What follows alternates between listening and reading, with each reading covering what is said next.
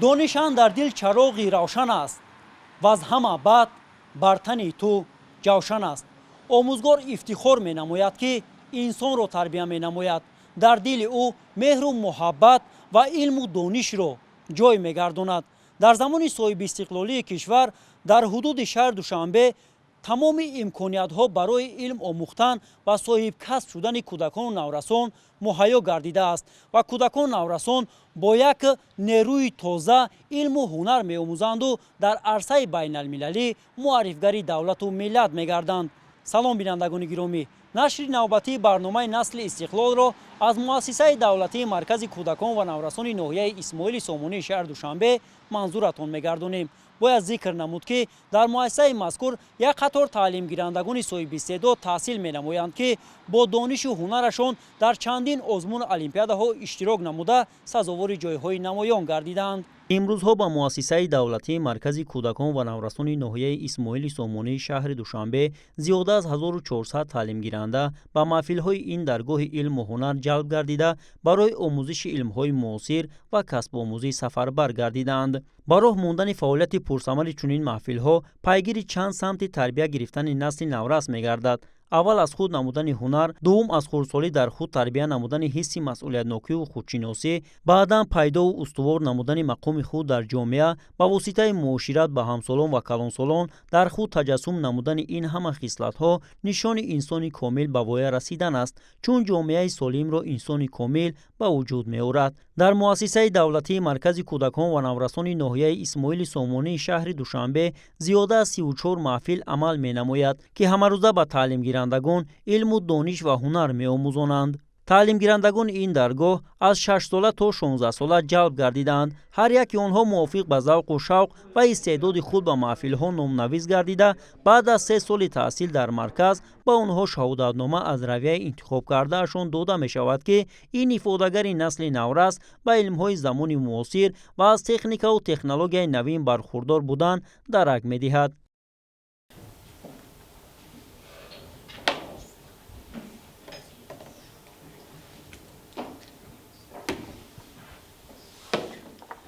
بینندگان گرامی، ما قرار داریم در محفل شامات مؤسسه دولتی مرکز کودکان و نورسان ناحیه اسماعیل سامانی شهر دوشنبه. در محفل شامات همه کودکان و نورسان با یک ذوق و شوق خاصه مشغول بازی ذهنی شامات هستند و میخواهند که هر چیز زودتر این بازی را آموزند و در مسابقه های ورزشی ذهنی شامات اشتراک نموده سزاوار جایهای نمایان گردند. و این بازی باید ذکر نمود که هم جسماً و روحاً کودکان و نورسان را آب و تاب می‌دهد، ذهن آنها را قوی می‌گرداند.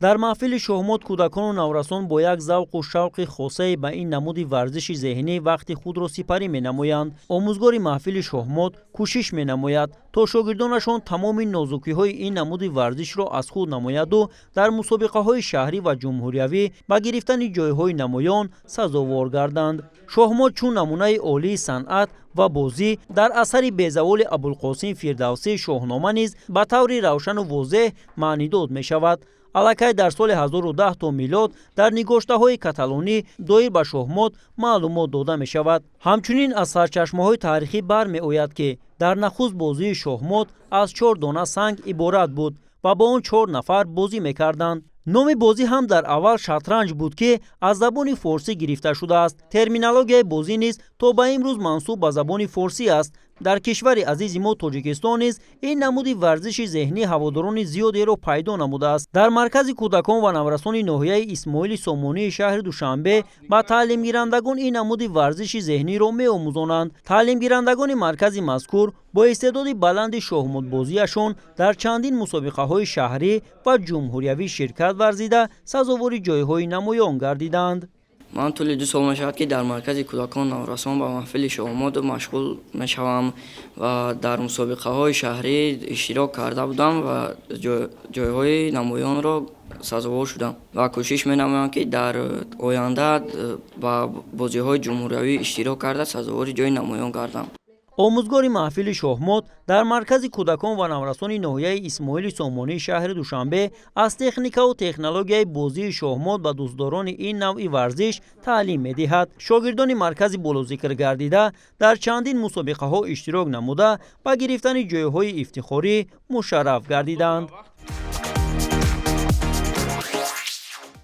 дар маҳфили дӯзандагӣ гулдухтарон бо як завқу шавқи хосае нозукиҳои дӯзандагиро меомӯзанд. ин маҳфил метавонад барои боз ҳам ривоҷ додани ҳунарҳои миллӣ нақши арзандае гузорад. гулдухтарони наврасро дар маҳфили дӯзандагӣ нозукиҳои ин ҳунар ва дигар намудҳои ороишӣ дар матоъҳоро ба онҳо меомӯзонанд.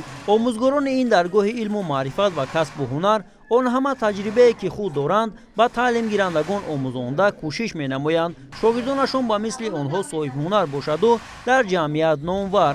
дар муассиса 1478 нафар таълимгиранда ба таҳсили иловагӣ фаро гирифта шудааст ки инҳо ҳам дар маҳфилҳои ҳунаромӯзӣ, касбомӯзӣ, забономӯзӣ ва илмҳои дақиқ ба таҳсилоти иловагӣ фаро гирифта шуданд.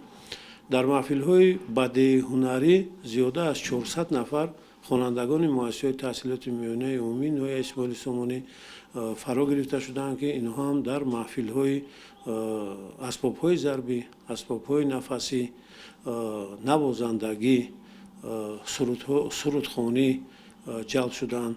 дар маҳфилҳои ҳунаромӯзӣ аз қабили зардӯзӣ, бофандагӣ, дӯзандагӣ, катбону зиёда аз 400 нафар таълимгиранда фаро гирифта шудааст. дар маҳфилҳои забономӯзӣ ва фанҳои дақиқ бошад зиёда аз 600 нафар хонандаҳо ба таҳсилоти иловагӣ фаро гирифта шуданд. мақсади асосии муассисаи давлатии маркази кӯдакон ва наврасон ин ҷалб кардани хонандаҳо ба маҳфилҳои маркази кӯдакон ва ба онҳо омӯхтани илму ҳунару ва касбҳое ки дилхоҳе ки онҳо мехоҳанд ба онҳо омӯхтан аст. наврасони соҳибзавқ бо чеҳраи гарму хандон нозукиҳои ин касбро аз худ менамуданд. нозукиҳои ҳунари дӯзандагиро муаллимаи дарси маҳфили дӯзандагӣ ба онҳо пешниҳод менамуд. таълимгирандагони ҳунаромӯз зуд ва бехато иҷро мекарданд. тӯли як сол аст ки ман дар ин маҳфил омада духтани куртаҳоро аз худ кардам ва бо ёрии муаллимам Беҷанова Идимо нозукиҳои куртаҳои миллиро аз худ карда истодам ва ин ҳунар аз кӯдакӣ дар дили ман буд ва мехостам ки ин ҳунарро аз худ кунам. дар оянда мехоҳам як тароҳи хуб бошам. ба ҳамсолони худ низ гуфтаниам ки ба ин маҳфил омада нозукиҳои куртаҳои миллиро низ аз худ кунанд. ҳунари дӯзандагӣ, гулдӯзӣ, бофандагӣ ва катбонуиро бояд аз хурдсолӣ дар замири духтарон ҷой намоему ҳамин гуна тавонем ҷавондухтарони бо касбу ҳунарро ба воя расонем. аз дигар ҷониб ҳунарҳои мардумӣ ва фарҳангу тамаддуни тоҷиконаи худро зинда нигоҳ дорем. дар маркази мазкур омӯзгорони кордону пуртаҷриба фаъолият менамоянд ва кӯшиш ба харҷ медиҳанд то шогирдонашон касб ва ё илмеро аз худ намоянду дар оянда дастнигари касе набошанд ва тавонанд дар ҷомеа шахси соҳибҳунар ба воя расанд.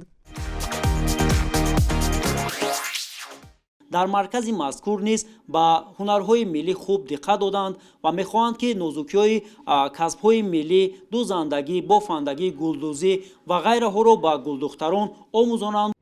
халқи тоҷик аз азал дӯстдори ҳунару ҳунармандӣ буд. агар ба таърихи гузаштаи хеш назар афканем, дар осори адибони мо ҳазорсолаҳо пеш аз ин дар бораи ҳунарҳои аҷдодии мо сухан меравад.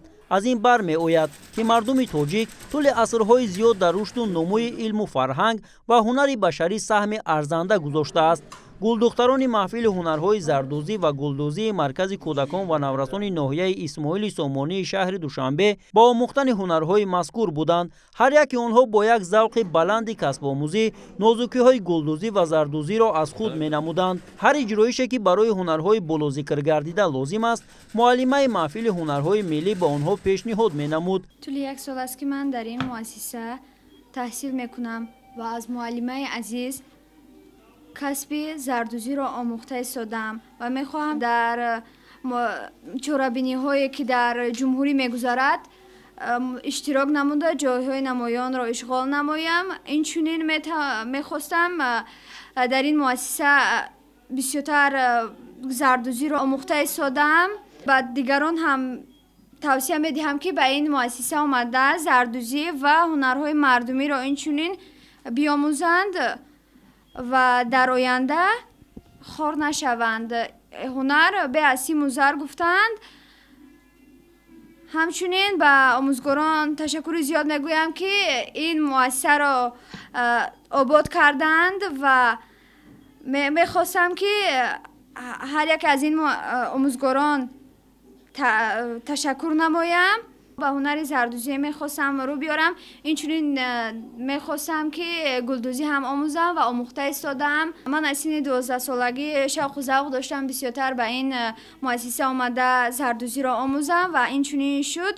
Ман тӯли 1 сол аст ки дар ин муассиса омӯхта истодаам ва идома хоҳам дод ва мехоҳам ки ба қуллаҳои баланд бирасам. ҳунар сармояи гаронест ки онро бо ягон дороӣ, сарват, симу зар иваз кардану харидан номумкин аст. ҳунар инсонро бузургию шаҳомат бахшида, ӯро болида рӯҳ мегардонад. ҳунар зиндагиро зебоӣ мебахшад. мардуми тоҷик аз қадимулайём ҳунардӯсту ҳунаромӯз буд. ин фарҳанг то ба насли имрӯзаи мо ҳамчун мероси гаронбаҳои бузургонамон омада расидааст. ҳунарҳои зардӯзӣ, гулдӯзӣ, ҳунарҳои мардумиро мо дар ин марказ ба духтарон наврасон меомӯзем. онҳо бо як шавқу рағбати зиёд ба ин марказ омада ҳунарҳои зардӯзию гулдӯзию ҳунари мардумиро аз худ менамоянд. ҳунарҳои бофандагӣ, зардӯзӣ, гулдӯзӣ, кулолгарӣ, чӯбтарошӣ ва меъморӣ хоси мардуми тоҷик мебошад. ин ҳунарҳо таъриху фарҳанги ҳазорсолаи мардуми моро нишон медиҳад. ҳунарманд мекӯшад то дастранҷаш ба дилу дидаи ҳамагон ҷой гардаду осори офаридааш тӯли чандсолаҳо боқӣ монад. ҳунарҳои зардӯзӣ ва гулдӯзӣ яке аз ҳунарҳои маъмули халқи тоҷик мебошад. мардуми тоҷик бо ҳунарҳои миллии худ имрӯз дар арсаи байналмилалӣ муаррифгари миллату давлати хеш мебошанд. ҳар як нафар бояд забонҳои хориҷиро хуб донад ва бо ин забонҳо гуфтугӯ карда тавонад. агарчи забони хориҷиро хуб медонем, метавонем дар арсаи байналмилалӣ муаррифгари давлату миллат бошем.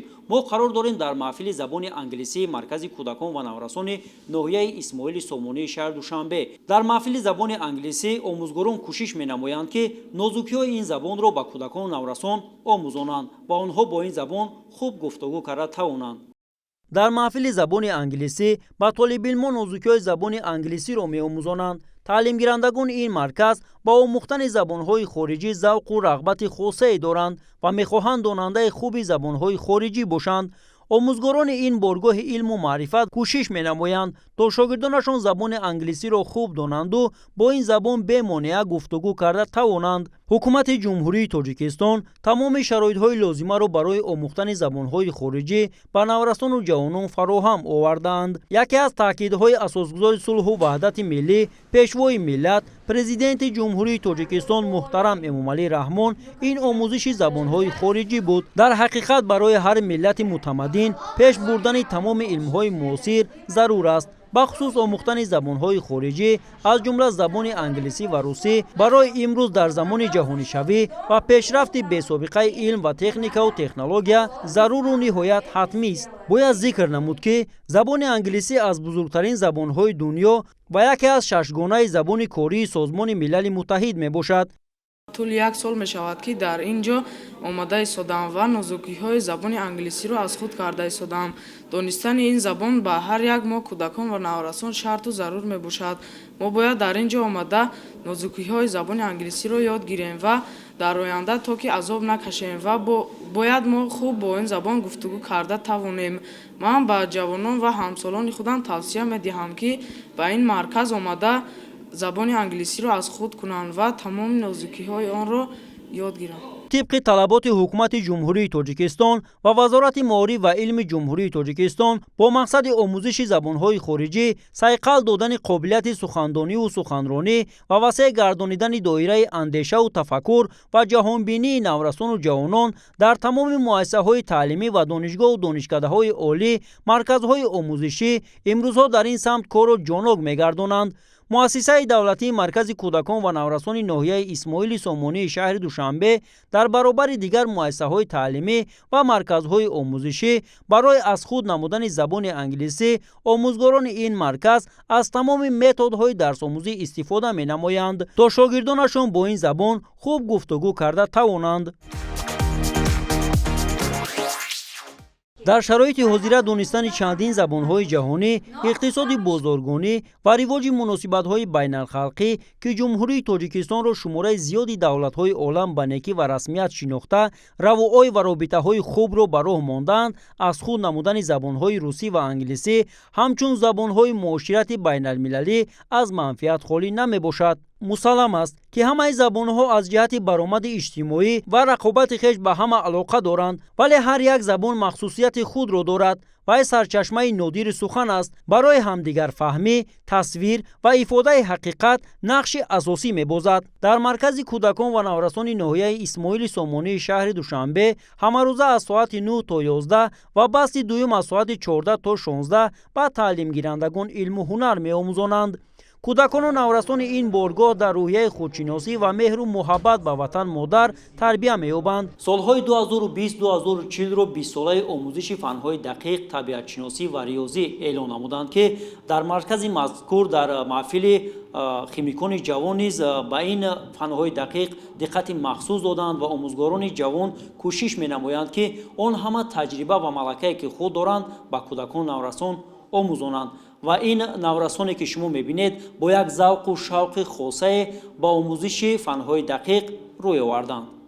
در محفل فن‌های دقیق تمام شرایط‌های لازمه درس آموزی مهیا گردیده است.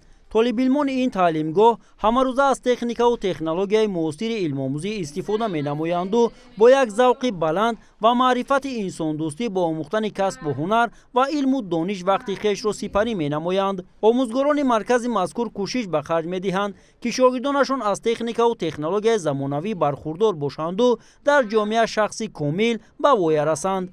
در زمان صاحب استقلالی و دستور سپارش‌های به واسطه اساسگذار صلح و وحدت ملی پیشوای ملت محترم امام علی رحمان جهت باز هم بلند برداشتن سویه دانش خوانندگان، اینچنین شرایط و امکانات معاصر تحصیلات از جمله تامینات با تکنولوژی حاضر زمان و به راه ماندن راه و اصول‌های پیشرفت تعلیم به شبهه به بالاروی سطح دانش آموزی و توسعه جهانبینی خوانندگان مساعدت نموده جهت رشد قابلیت ذهنی و جسمانی نسل نورس دقت اولین درجه را ظاهر می‌نمایند.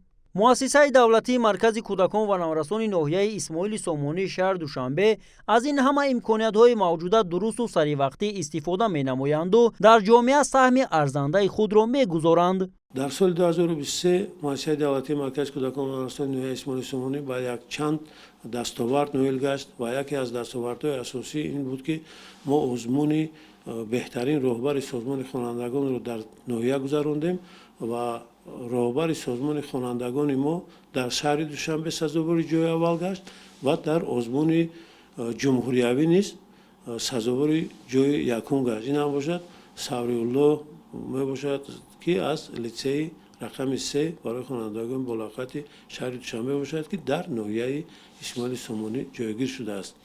و غیر از این ما آزمون خواننده سال را برگزار نمودیم که خواننده ما حاضر در شهر اشتراک کرده است. خوانندگان محفل‌های اسباب‌های ضربی و سرودخوانی در آزمون ناحیوی و شهری تاجیکستان وطن عزیز من اشتراک نمودند و سزاوار جای نمایان گشتند و به دعوی جمهوریوی جا گرفته هستند. خوشبختانه کتابخانه ما در سال 2023 سزاوار جای دوم گشت و راهخط به دور شهری نیز گرفت که ما باوری کامل داریم که در دور شهری نیز کتابخانه ما باید جای نمایان را اشغال کند و در سال 2024 نقشه های ما بسیار است و ما میخواهیم که сату сифати дониши омӯзгоронро дар курсҳои такмили ихтисос баланд бардорем ва онҳоро дар онҷо сафарбар кунем. мехоҳем ки хонандагони мо дар фанҳои дақиқ яъне риёзӣ, химия, биология, математика дар олимпиадаҳои сатҳи ноҳиявӣ, шаҳрӣ ва ҷумҳуриявӣ иштирок намоянд ва сазоворҳои ҷойи намоён гарданд. ба ғайр аз ин даври ноҳиявӣ ҳафтаи ихтироъкорон ва навоварони ки аз тарафи сарриёсати маърифи шаҳри душанбе ба тасвиб расида буд гузарондем ва хела хонандагони пайдо намудем ки онҳо қобилияти ихтироъкорӣ ва навоварӣ доранд ки онҳоро мо ба даври шаҳрӣ пешниҳод намудем. ва дар соли 2024 мо як нақшаи дигар мондагӣ ҳастем. мо мехоҳем дар муассиса маҳфилҳои техникиро ба роҳ монем, то ин ки дар муассиса роҳбарони маҳфил ва хонандагоне пайдо шаванд ки тавонанд ихтироъкориро, навовариро ба роҳ монанд. пурра дарсҳое ки дар муассисаи давлатӣ маркази кӯдакон расони ноҳияи исмоилӣ сомонӣ баргузор карда мешавад ройгон аст.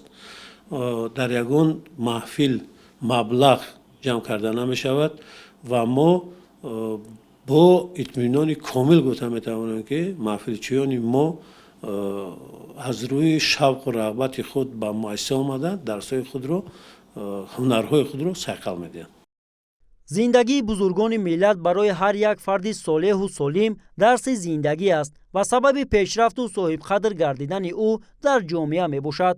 устодони кордону пуртаҷриба маърифату маданият ва фарҳанги наврасонро боло гардонида онҳоро дар роҳи дуруст тарбия менамоянд. мо бовар дорем ки наврасону ҷавонони пойтахти кишвари азизамон Душанбешаҳр бо ҳунару истеъдод ва илму донишу омӯхтаашон дар озмуну олимпиадаҳои байналмилалӣ ширкат варзида муаррифгари миллату давлат мегарданд. дар маркази мазкур ҳамчунин китобхона фаъолият менамояд ки ҳамарӯза таълимгирандагон аз он истифода бурда зеҳни худро тақвият дода фонди луғавӣ ва маърифати инсондӯстии худро баланд мебардоранд. бояд зикр намуд ки китобхонаи мазкур дар озмуни беҳтарин китобхона дар даври ноҳиявӣ сазовори ҷойи дуюм гардида ба даври шаҳрӣ рохат гирифтааст. ман розизода диноза таълимгирандаи маркази кӯдакон ва наврасони ноҳияи исмоилӣ сомонӣ ҳастам. ман дар таътили зимистона дар озмуни муқоимат бо коррупсия дар бахши иншои беҳтарин иштирок намуда сазовори ҷои сеюм гаштам ва дар оянда кӯшиш менамоям ки сазовори ҷои аввал гардам. ман дар ин марказ дар маҳфили забони англисӣ ва дар маҳфили рӯзноманигорӣ таҳсил мекунам. дар ин ҷо шароит барои мо хеле хуб фароҳам оварда шудааст. ҳамчунин дар марказ бунгоҳи тиббӣ фаъолият менамояд ва ҳамарӯза саломатии кӯдакону наврасонро зери назорат мегиранд. дар замони соҳибистиқлолии кишвар соҳаи фарҳанг рушду нумӯ карда муассисаҳои фарҳангӣ фаъолияти пурсамари худро ба завқмандони санъати мусиқӣ ба роҳ мондаанд. дар ин марказ ба ҳаводорон ва дӯстдорони созҳои мусиқӣ аз қабили созҳои зарбӣ, нафасӣ, асбобҳои барқии синтезатор, аккордеон ва дигар асбобҳои мусиқиро ба кӯдакон ва наврасони дилбохтаи санъати мусиқӣ таълим медиҳанд. дар маҳфилҳои овозхонӣ ва созҳои мусиқӣ таълимгирандагон машғули омӯхтани ҳунари навозандагӣ ва сарояндагӣ буданд. ҳар яки онҳо бо чеҳраи гарму хандон нозукиҳои ин касбро аз устодони соҳибхираду пуртаҷрибаи ин даргоҳи илму ҳунар меомӯзанд. ҳар иҷроише ки барои омӯхтани асбобҳои мусиқӣ ба таълимгирандагон зарур аст, устодони кордону соҳибҳунари ин марказ бо тарзи сода ва фаҳмо ба завқмандони созҳои мусиқӣ таълим медоданд. шогирдон бошанд дар дил орзу доранд ки ба мисли устодони худ дар оянда ин касбро интихоб намоянду мутахассиси хуби соҳаи худ гардида муаррифгари миллату давлати хеш бошанд.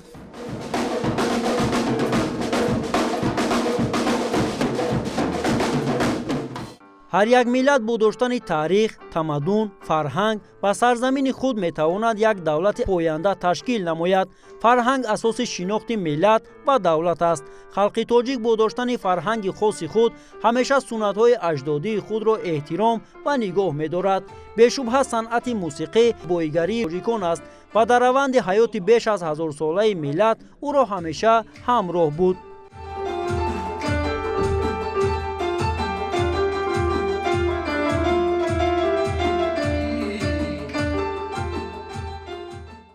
омӯзгорони муассисаи мазкур кӯшиш ба харҷ медиҳанд ки шогирдонро дар рӯҳияи ватандӯстӣ ва хештаншиносӣ тарбия намоянд. наврасони ҳунаромӯз бо ҳунари омӯхтаи худ дар озмуну фестивалҳои дохилӣ ва хориҷи кишвар ширкат варзида сазовори ҷойҳои намоён гарданду парчамбардори миллату давлати хеш бошанд.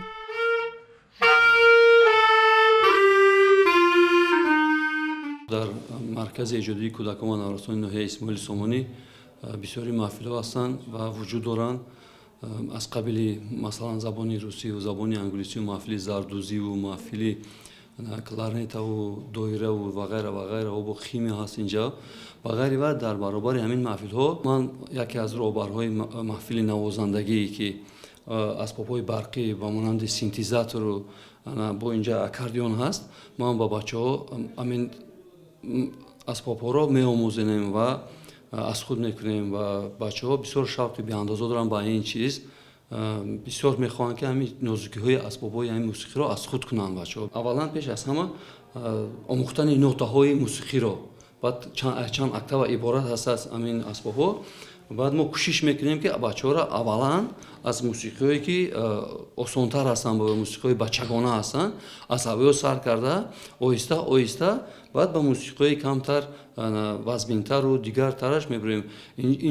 дар инҷа ҳар хел мусиқо мешаванд. мусиқиҳое мешаванд ки мусиқиҳои шух ҳастанд, мусиқиҳое ҳастанд ки мусиқиҳои ором ҳастанд. бар бачаҳо кӯшиш мекунем ки ҳамин чизҳоро омӯзем ва акун бачаҳо мувофиқи табу завқи худашон вай мекунем. бисёртар ман кӯшиш мекунам ки ба дили бача кадом аввал чиз роҳ меовад, кадом чиз бисёртар мешавад. баъд бисёртар аз ҳамин корҳо истифода бурда, ҳамин машғулиятҳо истифода бурда ба бачаҳо меомӯзонем ҳамин чизҳоро. ҳамин аст ки ҳукумати кишвар тамоми шароити заруриро барои илм омӯхтану соҳибҳунар гардидани кӯдакону наврасон равона сохта, барои боз ҳам хубтару беҳтар гардидани сифати таълим чорабиниҳои илмию фарҳангӣ ба роҳ мондаанд ки аз манфиат холӣ нест.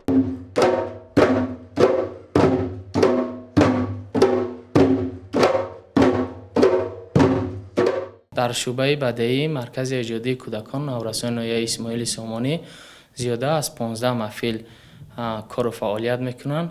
аз ҷумла аз мудири пахши овоз сар карда то овозхонию карнайнавозию дабалнавозону кларнетанавозон, доиранавозону таблакнавозон овозхонҳои наврасро мо таълиму тарбия медиҳем. мақсади асосии ин маҳфили мо насли наврасро ҷалб намуда ба касбҳои интихобкардаи худ мебошад. бевосита дар чорабиниҳои шаҳриву ноҳиявӣ фаъолона ин шогирдҳои мо иштирок менамоянд ва дар озмунҳо ҷойҳои намоёнро ишғол кардаанд. дар солҳои соҳибистиқлолии кишвари азизамон Тоҷикистон ҳукумати кишвар ба кӯдакону наврасон таваҷҷӯҳи ҷиддӣ зоҳир намуда имконоти рушди солимию зеҳнии онҳоро дар мадди аввал қарор дод. воқеан ҳам таи солҳои охир дар пойтахти мамлакат шаҳри Душанбе ташаббусҳои неку созанда баҳри рушду такомули зеҳниву ҷисмонии кӯдакон чорабиниҳои фарҳангию маърифатӣ амалӣ гардидааст ки ин иқдом ба кӯдакону наврасон як фоли нек аст. ман ҳамрӯза пеш аз дарсҳо ба ин маҳфили кларнет омада ва ҳамаи нозукиҳои кларнетаро аз устодам аз худ мекунам ва дар оянда кӯшиш дорам ки дар озмунҳо иштирок карда сазовор ҷои аввал гардам. ман ба ҳамсолони худ гуфтаниам ки ба ин маҳфил омада ҳамаи нозукиҳои асбобҳои мусиқии зарбӣ ва нафасиро аз худ карда ва дар оянда тавонам ки соҳибкас шавам.